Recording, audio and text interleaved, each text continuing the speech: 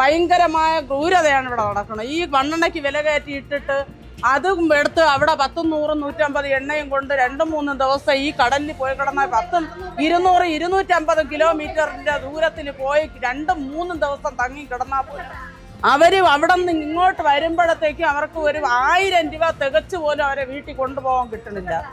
അവര് കടലിൽ പോയിട്ട് വെറും കയ്യോടെയാണ് തിരിച്ചു പോണത്. ഇത്രയും ഈ ജലക്ഷം വരുമ്പോ നിങ്ങൾ അത് ചെയ്യും ഇത് ചെയ്യും, നിങ്ങൾക്ക് എന്താവശ്യം വന്നാലും ഞങ്ങളുണ്ട് നടത്തി തരാൻ. അത് ആ ജലക്ഷന്റെ അന്ന് വരെയുള്ള വാഗ്ദാനങ്ങളാണ്. അത് കഴിയുമ്പോൾ അവരാരെന്ന് പോലും ഞങ്ങളറിയണില്ല, ഞങ്ങളാരെന്ന് പോലും അവരും തിരിച്ചറിയണില്ല.